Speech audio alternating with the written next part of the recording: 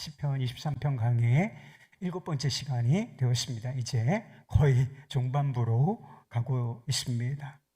여러분은 하나님의 은혜가 내게 넘친다, 이런 생각을 해보신 적이 있습니까? 하나님의 은혜가 내게 넘칩니다, 이런 고백을 한번 해보신 적이 있어요? 본문 말씀을 보면 목자 되시는 하나님의 성품을 우리가 알 수 있게 됩니다. 다윗 당시 고대 근동이라고 하죠. 이 중동 지역에서는 손님을 대접하는 것을 아주 중요한 가치로 생각하고 있었습니다. 어느 정도냐면 자신의 집에, 성경에도 그런 이야기가 나오는 것을 보게 돼요. 자신의 집에 어떤 나그네 손님이 찾아왔어요. 그러면 내가 먹을 것이 없어도, 그리고 그를 지키기 위해서 뭔가 손해를 감수한다 할지라도 손님을 보호하고 그리고 그를 대접하는 것, 이것을 아주 높은 가치로 여겼다는 것입니다.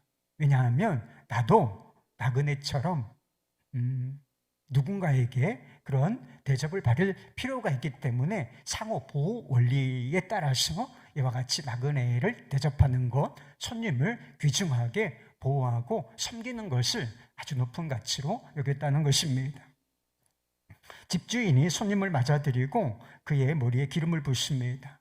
기름을 붓는다는 것은 아주 여러 가지 해석을 할 수가 있지만 일반적인 해석은 그런 거예요.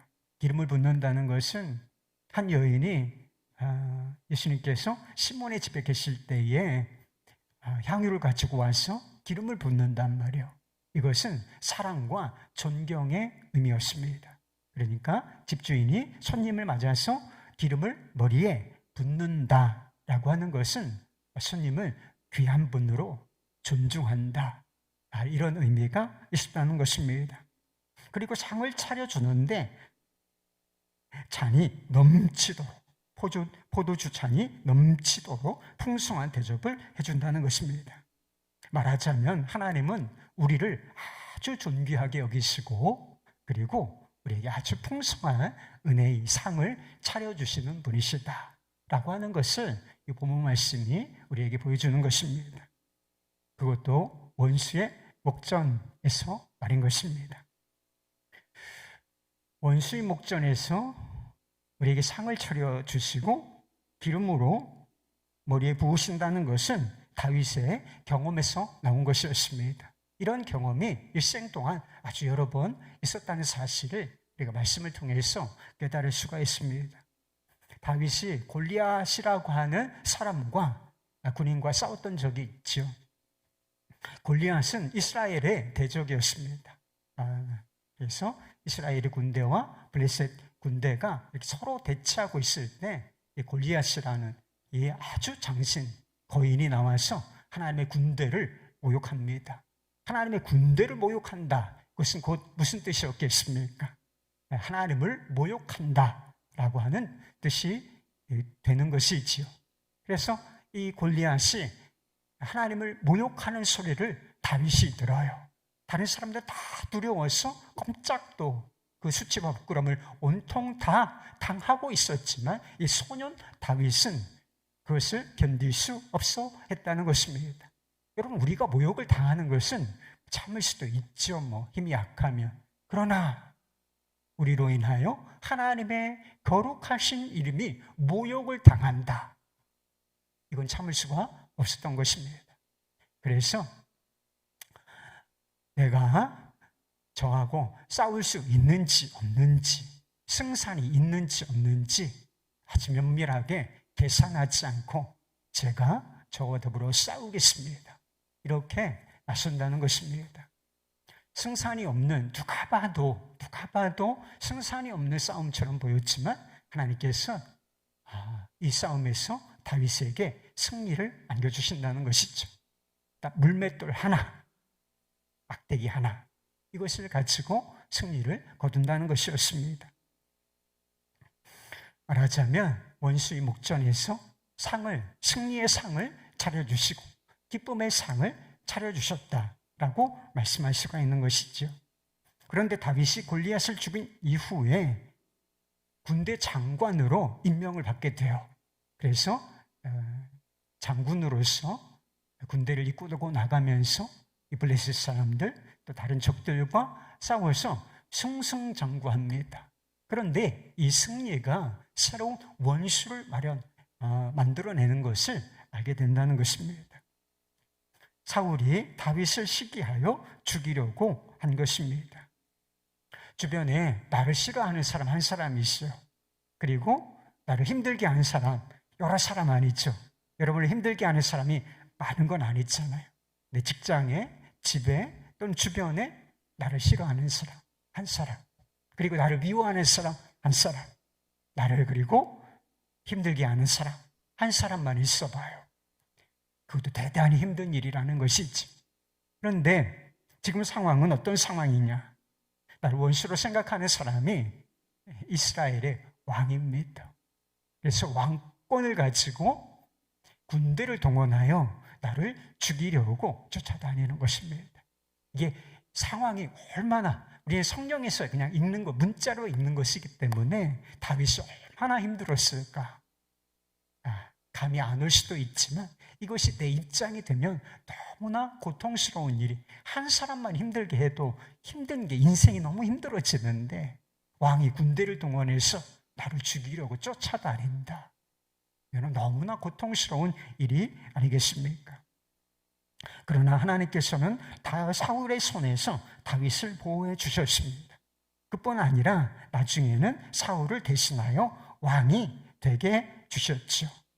원수의 목전에서 상을 차려주시고 그의 머리에 기름을 붓는 대상들이 있었는데 선지자, 제사장, 왕이었어요. 그래서 아마 기름을 내 머리에 부으셨다라고 하는 고백 속에서는 사울의 왕위를 빼앗아 나에게 기름을, 왕으로서 기름 부어주셨다, 이런 의미가 들어있지 않았나 싶습니다.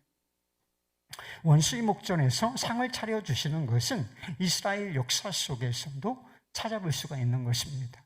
그래서 역사를 잘 아는 것이 중요한데 왜 중요한가? 역사는 반복되기 때문인 것이고 이 역사가 바로 우리의 삶을 말해주는 것이기 때문인 것입니다. 이스라엘 백성들이 노예 생활을 할 때 하나님께서 애굽의 10가지 재앙을 내리시고 이스라엘 백성들을 출애굽하게 하십니다. 이들은 도망쳐 나온 것이 아니었어요. 당당하게 나가라, 가도 좋다라고 하는 허락을 받고 나아간 것이었습니다. 홍해라는 절망 앞에 섰을 때 홍해를 가르시고 뒤쫓아오는 애굽의 군대를 하나님께서 수장시키시는 장면이 성경에 기록되어 있습니다.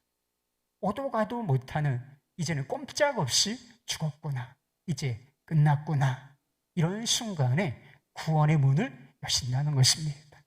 구원의 문을 여실 뿐만 아니라 그 물길을 닫으시면서 동시에 그 뒤쫓아오던 애굽의 군대, 적들이 있죠. 적들을 완전히 수장시켜 주신다는 것입니다. 원수의 목전에서 상을 차려 주신 것이었습니다. 그리고 에스더서를 보면 하만의 계략으로 모르드게가 죽을 위험에 처하게 돼요. 그런데 이 하만이라는 사람이 총리였는데 대단한 권세자였어요. 모르드게 한 사람만 미웠던 게 아니에요. 그래서 유대인들이 다 미웠어요. 그래서 왕의 허락을 구해서 유대인들을 몰살하려는 계획을 세우게 됩니다. 그래서 날짜를 딱 받아놓고 있는 상황 속에서 에스더가 왕비가 된다는 것이죠. 에스더가 죽으면 죽으리라, 내가 죽으면 죽으리라 하는 이 각오를 가지고 왕 앞에 나아가 자기가 원하는 것을 구하는 것입니다. 그때 하만의 계획이 드러나고 상황이 역전되어서 모르드게를 달려고 만들었던 이 하만의 장대, 거기에 하만이 자신이 달리게 되는 일이 일어난다는 것입니다. 몰살당할 위기에 놓였던 유대인들은 대적을 칠 권리를 얻고 실제로 대적을 치게 됩니다. 유대인들이 구원받은 것을 기념하여 부림절이라고 하는 절기가 제정되는데 이 절기는 축제의 절기예요. 그래서 지금도 부림절은 정말 성대하게 잔치를 벌이고 기뻐하는 그런 축제를 벌이는 축제의 절기로 잘 알려져 있습니다. 하나님께서 원수의 목전에서 상을 차려주신 것을 기념하는 이 축제의 절기인 것입니다. 여러분에게는 원수가 있으신가요? 원수는 웬만하면 안 만드는 게 좋아요. 그런 말씀이 있죠. 할 수 있으면 너희는 모든 사람과 더불어 어떻게 하라? 화평하라. 이런 말씀이 있어요. 할 수 있으면 가정에 있었든지 직장에 있었든지 아는 사람 모든 사람들과 더불어 할 수 있다면, 가능하다면, 여러분 가능합니까? 화평하라는 거예요. 그 사람과 좋은 관계를 맺으라는 것입니다. 그것이 축복이기 때문인 것입니다. 여러분, 우리가 돈을 많이 버는 것도 뭐 복일 수는 있지만 진짜 하나님께서 허락하시는 축복은 관계에서 오는 것입니다. 좋은 관계 속에서 오는 것이지요. 그러나 내가 원치 않는다고 할지라도 내가 원수질 일을 스스로 한 것은 아니에요. 그럼에도 불구하고 원수 맺는 일이 생길 수는 있다. 내가 원치 않는다고 해도 내 잘못이 없어도 원수가 생길 수 있다는 것입니다. 그때는 어떻게 해야 하는 것일까요? 원수에 대한 기본적인 태도는 성경에 이미 명확하게 나와 있어요. 대표적인 것이 로마서 12장 19절 말씀입니다. 내 사랑하는 자들아, 너희가 친히 원수를 갚지 말고 하나님의 진노하심에 맡기라. 기록되었으되 원수 갚는 것이 내게 있으니 내가 갚으리라고 주께서 말씀하시니라. 나를 힘들게 하는 사람이 있어요. 여기 이 상황은 밖의 상황을 염두에 두고 있어요. 내가 예수를 믿는다는 이유로 권력자들이 또는 누가 나를 박해합니다. 그러면 원수 갚으려고 하지 말라.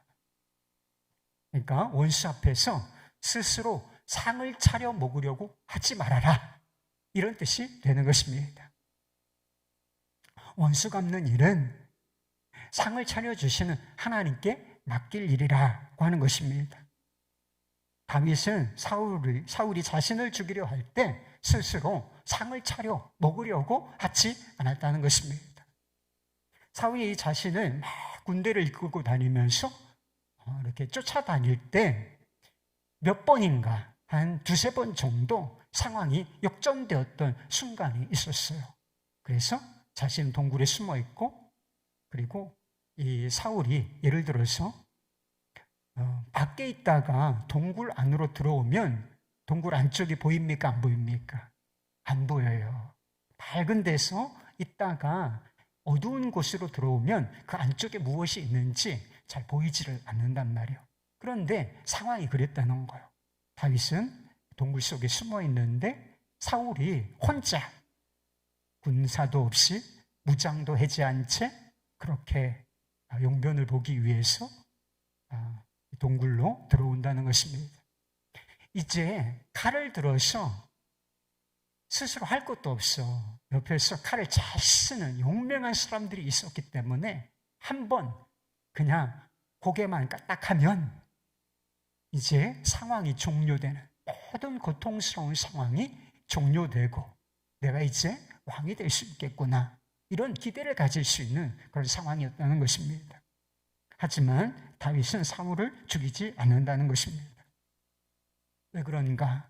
하나님께서 기름 부어 세우신 왕을 내가 어찌할 수 있겠는가? 하나님의 통치권을 인정하고, 그리고 사울에 대한, 제가 비록 악한 일을 하고 있지만 저에 대한 첩보는 주님께 맡깁니다.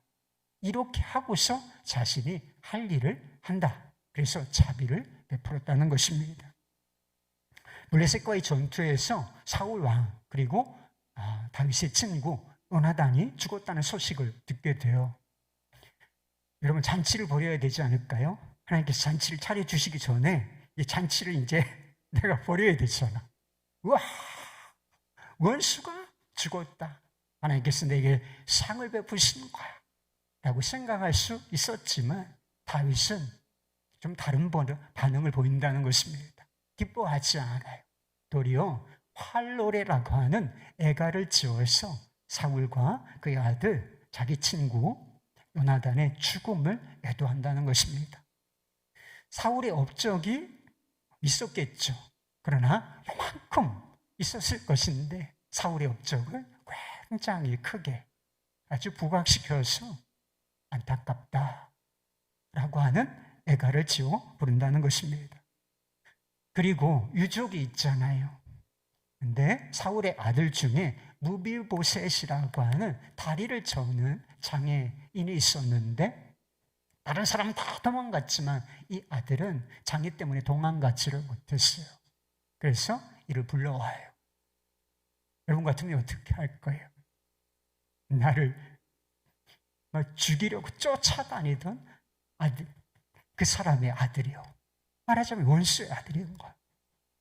네, 다윗은 이 무비보셋에게 사울이 가졌던 재산 그에게 다 돌리고 그리고 한 가지 허락한 게 있어요.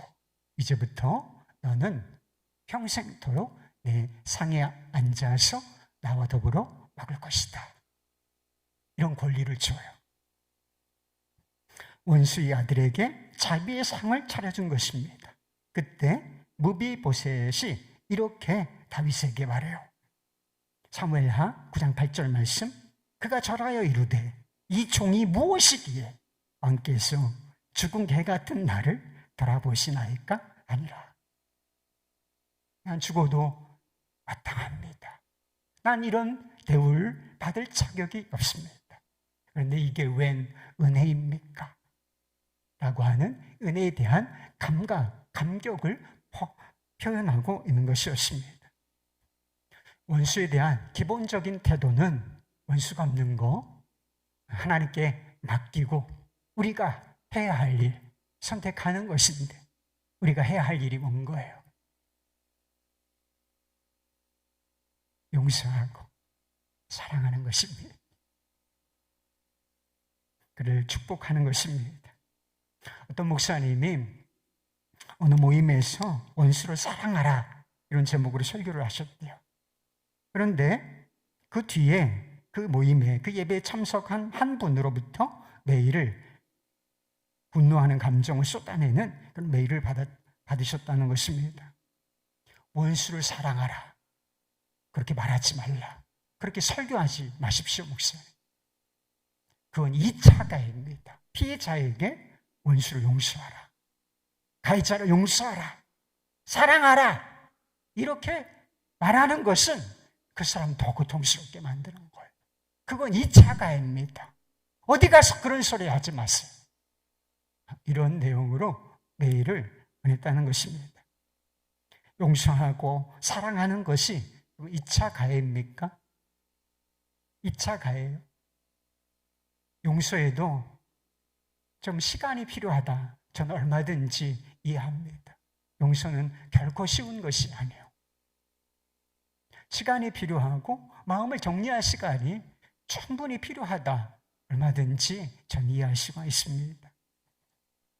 그러나 원수에 대해서 원수 갚을 마음, 증오하는 마음만 가지고 있다면 이게 2차 가해니까 그럼 더 힘들어지니까 그러면 원수 갚을 마음, 증오하는 마음, 미워하는 마음을 가지고 살면 여러분 우리의 삶이 어떨까요? 우리 안에 승리와 기쁨의 잔치가 벌어질 수 있겠습니까? 그렇지가 않다는 거예요. 마틴 루터 킹은 사랑의 힘에서 이런 이야기를 했어요. 증오와 미움이 어떤 결과를 가져오는가 그런 이야기입니다.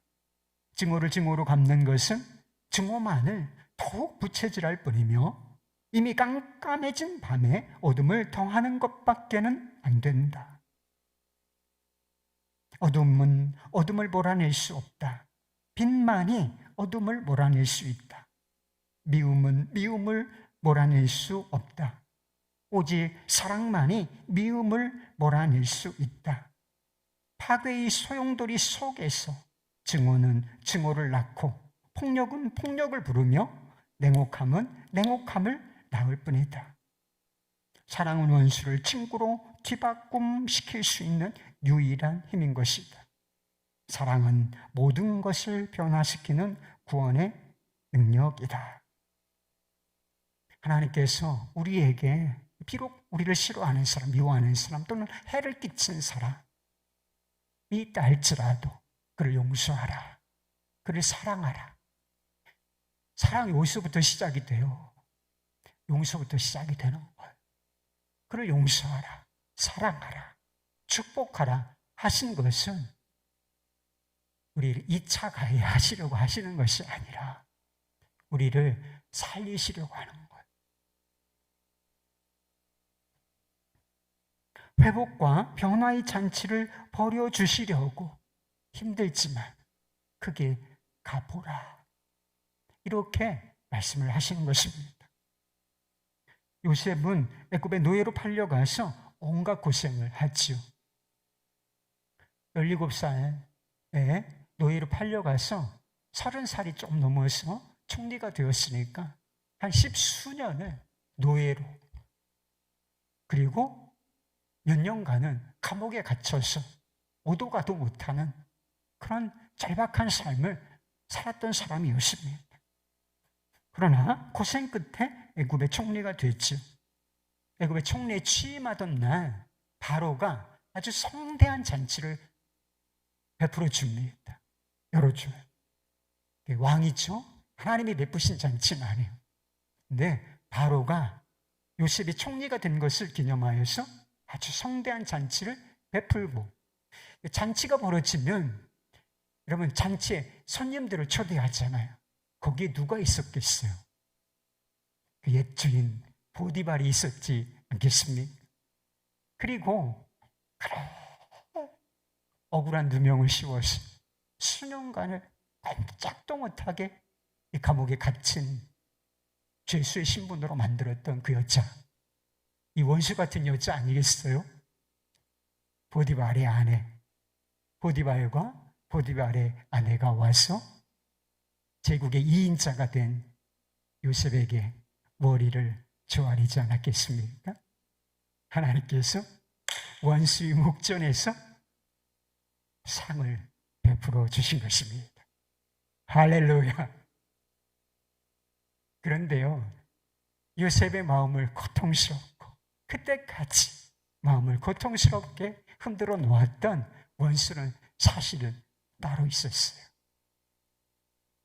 그를 구덩이에 던지고 그를 애굽의 노예로 파는 형들. 그래서 원수는 멀리 있는 게 아니에요, 여러분. 인생의 원수가 멀리 있을 줄 알죠? 인생의 원수는 가장 가까운 곳에 있어요. 여러분, 형제가, 피를 나눈 형제가 얼마나 가까워요. 그런데 원수란 말이에요.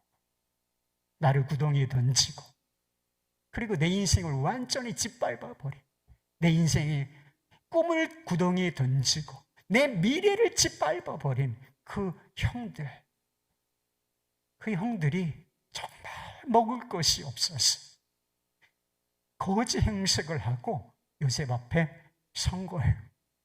진짜 이제 상을 차릴 기회가 두 번째 온 거죠. 상을 차려, 이제 먹을 수 있겠군. 그런데 요셉은 다른 상을 차린다는 거예요. 어떤 상을 차리죠? 용서와 화해라고 하는 상을 차려서 우리 형제들과 함께 먹고 마신다는 것입니다. 이 잔치 때문에 모두가 살아요. 요셉 자신도 살고, 아버지도 살고, 형제들도 살고, 그리고 그의 후손들도 살게 되는 것입니다. 진정한 승리자가 된 것입니다. 부모의 이혼으로 깊은 상처를 안고 살았던 한 성도님이 계셨대요. 상처를 덮어놓고 상처가 너무 큰데 그걸 덮어놨어요. 해결된 게 아니에요. 덮어놓고서 시간이 가면 해결되겠지 이렇게 생각을 했는데 계속 마음에 눌림이 있더라는 것입니다.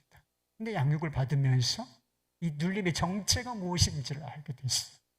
그 눌림의 정체. 이렇게 마음이 답답하고 힘들고 이 마음을 내 삶을 꽉 쥐고 누르는 것 같은 이 정체, 이 무거움의 정체는 도대체 무엇인가? 깨달은 것이 내가 아버지를 용서하지 않고 있구나. 이 생각 때문이었다는 것입니다. 그래서 아버지를 찾아가서 아버지, 이제 제가 아버지를 용서하겠습니다. 저를 사랑으로 돌보지 않으시고 제 마음에 상처를 안겨준 아버지, 제가 용서합니다. 그리고 아버지, 저도 용서해 주세요. 저 용서해 주세요.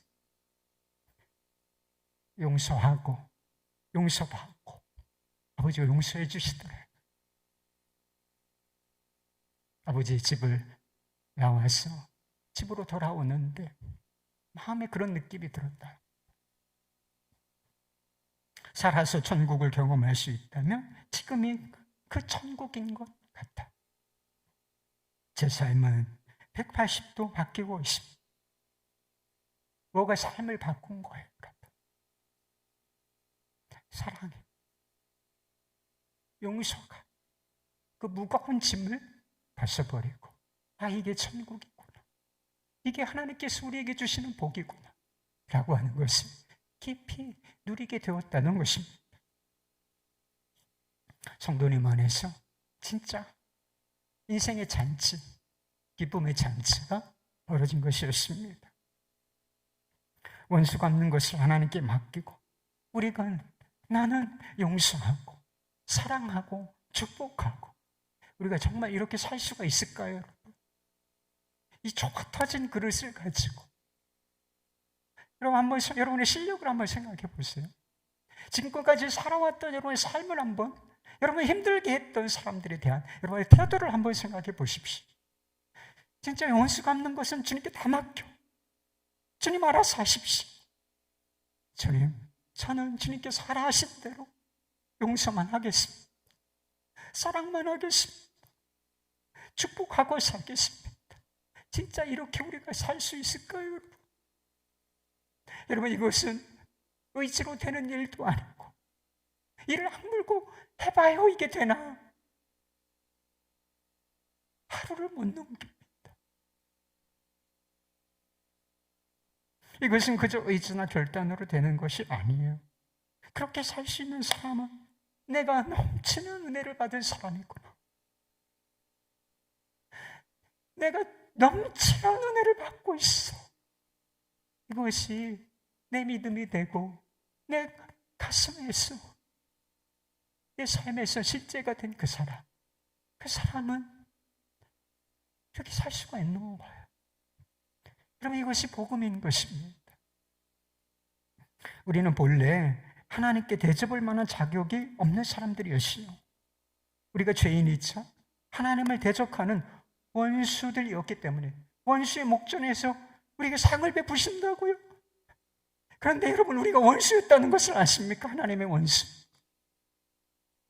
죄인, 하나님을 마음에 두기 싫어하는 원수, 하나님을 대적하는 자 있다는 거예요.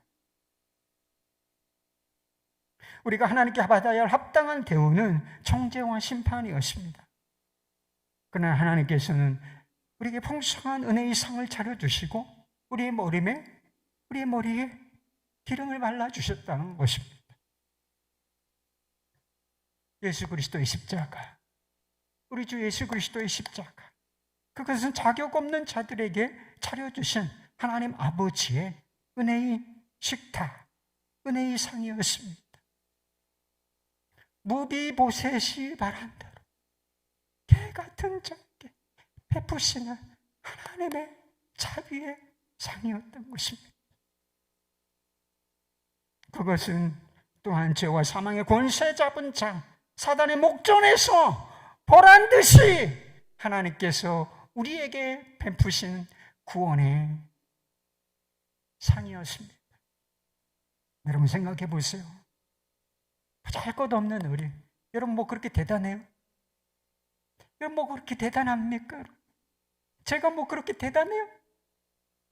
보잘것없는 나, 보잘것없는 우리가 어찌 하나님의 자녀라 일컬음을 받을 수가 있었겠습니까? 왕 같은 제사장, 여러분 이게 이해가 되십니까? 어찌 마귀의 자녀들이 하나님의 그 상속자, 그 나라의 상속자라 이렇게 부르심을 받을 수 있었겠습니까? 십자가의 은혜로 구속을 베푸시고 성령으로 기름을 부어주셨기 때문인 것입니다. 우리의 힘과 노력으로 된 것 하나도 없이 죄인이었던 우리, 하나님의 대적자였던 우리들에게 하나님께서 무조건적으로 은혜의 상을 차려주신 거예요.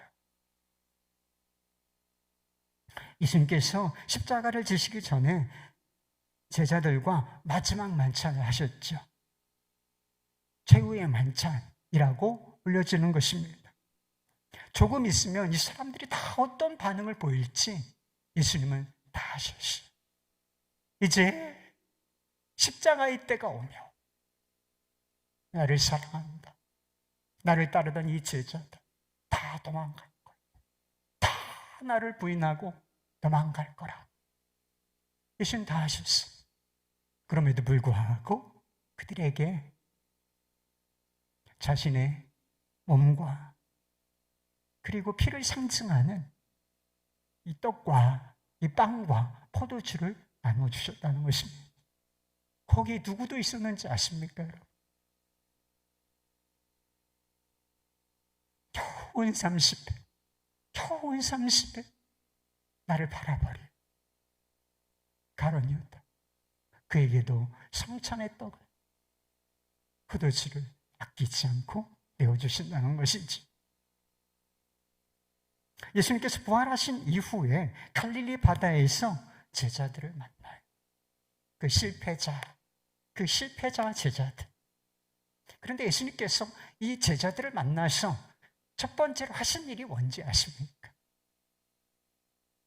잡은 고기를 가져오라 하시고 그 생선을 구워서 주관을 차려주신다는 것입니다.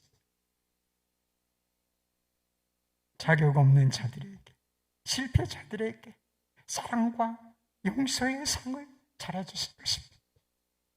먹어라. 내가 너희들을 사랑한다. 우리가 성만찬을 대하지 않습니까? 우리가 한 달에 한 번씩 성만찬을 하지. 우리가 성만찬을 하고 있지 않습니까? 이게 무엇을 보여주는 것일까요? 예수님은 제자들에게 은혜의 상을 차려주시는 분이시라고 하는 것입니다. 그것도 자신의 몸을 찢으시고 피를 흘려서 상을 차려주시며 잔을 부어주시는 분이시라고 하는 것입니다. 왜 그렇습니까? 왜 그래요? 왜 굳이 그렇게 하시는 것입니까? 그렇게 하지 않아도 되는데 왜 자신의 몸을 찢으시고 자신의 피를 흘려서까지 우리에게 상을 차려주시는 것인가? 나는 선한 목자라. 나는 양을 위하여 목숨을 버리노라.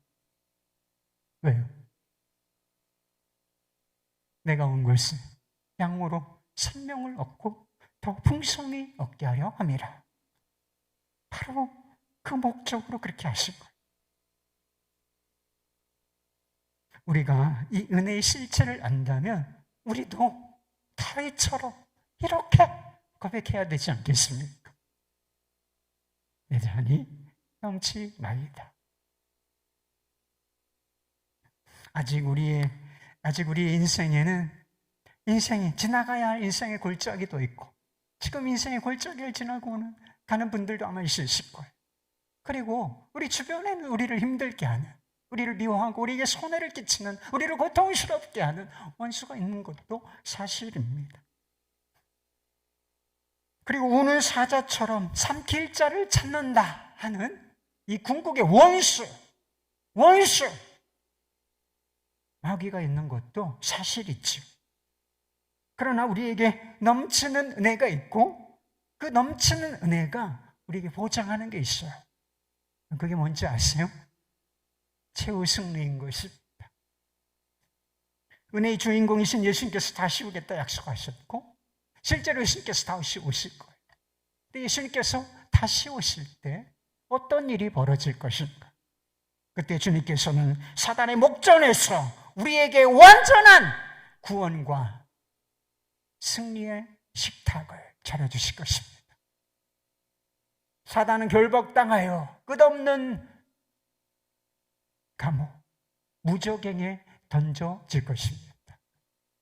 악은 멸하여질 것이고 죄는 완벽하게 사라지게 될 것입니다. 굽어보였던 정의, 이건 정의가 아닌데 이런 굽었던 정의는 완전히 바로잡히게 될 것입니다. 어린 양의 혼인잔치가 벌어지게 될 것이고 우리는 그 잔치의 주인공으로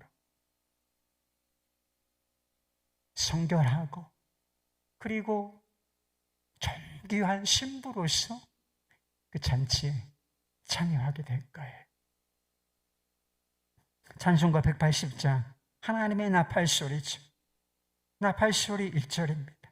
하나님의 나팔소리 천지 진동할 때에 예수 영광 중에 구름 타시고 천사들을 세계 만국 모든 곳에 보내어 구원받을 성도들을 모으리. 나팔 불 때 나의 이름, 나팔 불 때 나의 이름, 나팔 불 때 나의 이름 부를 때에 잔치 참여하겠네.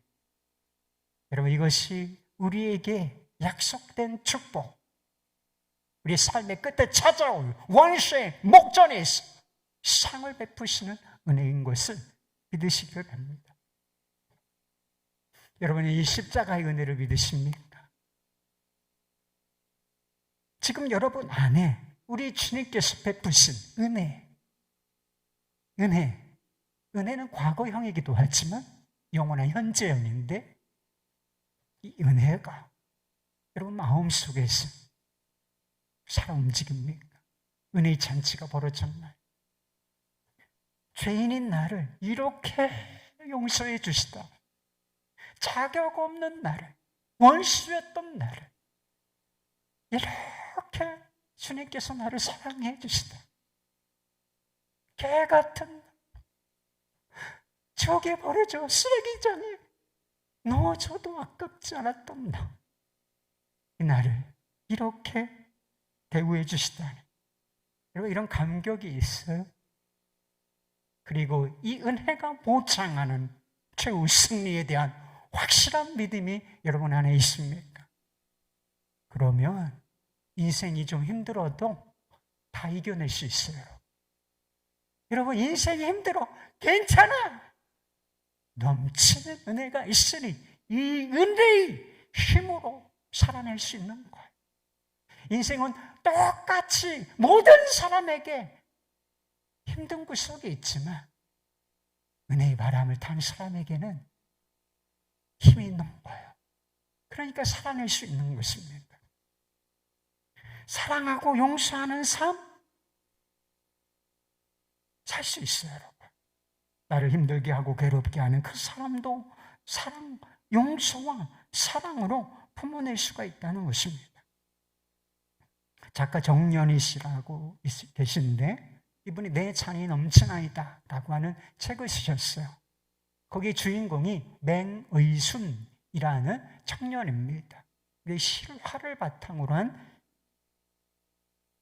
소설이었어요. 신학생이었던 맹의순은 6.25 전쟁이 벌어졌을 때 피난을 가다가 인민군으로 오해를 받게 돼요.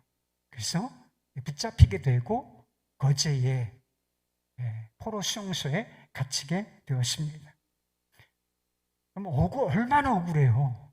인민군도 아니고 그냥 평범한 청년이었던 신학생이었던 나. 근데 내가 인민군으로 붙잡혀가지고 이 포로수 용소에 꼼짝도 못하게 갇히게 되는 거예요. 여러분 인생이 얼마나 원망스러울까요?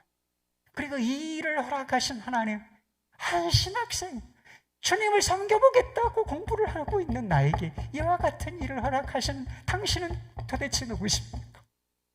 여러분 이런 생각이 들지 않겠어요? 그러나 이 맹의순 청년은 욥처럼 원망하지 않고 이제 기도하면서 감사로 포로 수용소 생활을 했다는 것입니다. 그리고 말도 통하지 않는 중공군들에게 이 포로들에게 복음을 전파하라는 사명을 주신 것이다. 내가 여기 왜 했나? 저 사람들에게 복음을 전하라 하신 사명이라는 것을 깨닫고 그들에게 다가가서 말씀을 전했다는 것입니다. 그러다가 그를 아는 사람들이 이 사람 인민군이 아니야 이렇게 탄원을 해서 구명운동을 벌여서 석방 날짜가 정해졌어요.